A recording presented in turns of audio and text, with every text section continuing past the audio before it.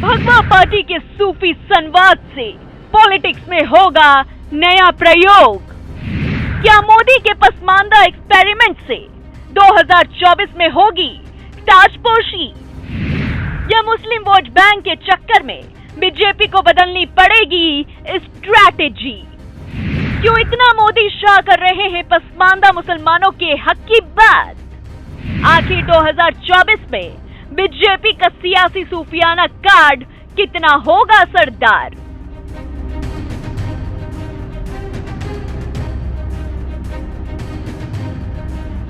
दो 2024 के लिए बिछाई गई सियासी शतरंज की जंग में हर कोई अपनी किस्मत आजमाने के लिए जी तोड़ मेहनत कर रहा है। इस चुनावी माहौल में हर खेमे से एक ही आवाज निकलकर सामने आ रही है कि 2024 में राज्याभिषेक किसके पक्ष में होगा।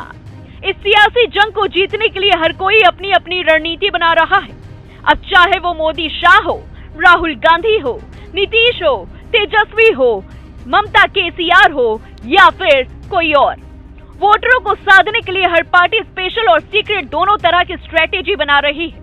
अब ऐसे में पसमानदा मुसलमानों के बीच अपनी छवि सुधारने के लिए बीजेपी भी सूफियाना हो गई है, क्योंकि देश के 80% मुसलमान पसमानदा हैं। यही वजह है कि पिछले कुछ समय से राष्ट्रीय स्वयंसेवक संघ और बीजेपी के बड़े नेता मुस्लिम समुदाय के नेताओं से मिल रहे हैं। इसलिए बीजेपी अलग अलग रणनीति पर काम कर रही है ताकि ये संदेश पहुंचे कि बीजेपी उनके साथ है। तो वहीं दूसरी तरफ कांग्रेस भारत जोड़ो यात्रा और विपक्ष की एकजुटता की योजना के सहारे ख्याली पुलाव पका रही है। इतना ही नहीं, महाराष्ट्र में एनसीपी, आंध्र प्रदेश में टीआरएस, तमिलनाडु में डीएमके, झारखंड में जेएमएम, बिहार में आरजेडी जेडीयू, दिल्ली में आम आदमी पार्टी और बाकी रीजनल पार्टियों के पास भी पसमानदा मुस्लिम समुदाय को जोड़ने के लिए अन्य छोटे छोटे सहयोगियों के माध्यम से अपना अपना मास्टर प्लान तैयार है। अब भले ही ये पार्टियां चुनाव ना जीत पाएं, लेकिन मुस्लिम वोटरों को बांटने और सत्ता पक्ष को कमजोर करने में अहम भूमिका निभाएंगी।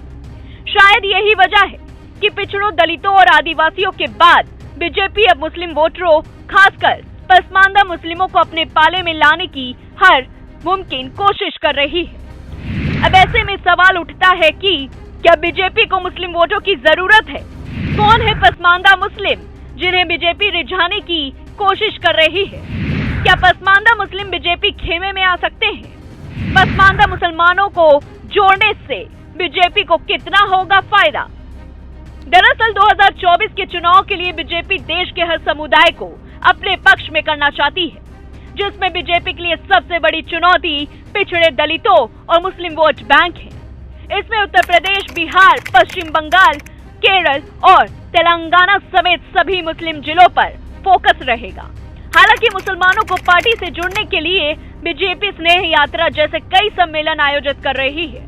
साथ ही बीजेपी पसमानदा की शिकायतों को दूर कर लोगों को अपनी ओर खींच सकती है। 2024 के लिए ज्यादा मुस्लिम आबादी वाले राज्यों पर फोकस, दलितों, पिछड़ों और पसमानदा मुस्लिम समुदाय को जोड़ने की मुहिम, पसमानदा मुस्लिम समुदाय के आर्थिक, सामाजिक और राजनीतिक ताकत को बढ़ाना, मुसलमानों तक पहुंचने के लिए 1 साल तक चलेगा सूफी संवाद अभियान, one nation one DNA program और मुस्लिम सम्मेलन की रणनीति, दलितों, पिछड़ों और मुस्लिम वोट बैंक को लुभाने के लिए नई स्कीम और हक की बात, मुफ्त राशन, शौचालय, शिक्षा, स्वास्थ्य, एलपीजी सिलेंडर, सब्सिडी, आवास जैसी योजनाओं को पसमानदा तक पहुंचाना।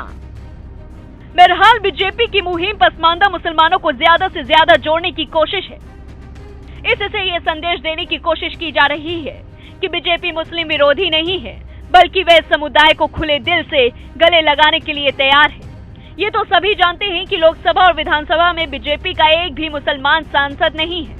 बीजेपी पर अक्सर चुनावों में मुसलमानों को टिकट नहीं देने का आरोप लगते रहे हैं, लेकिन पार्टी अब इस नैरेटिव को बदलने की कोशिश कर रही है।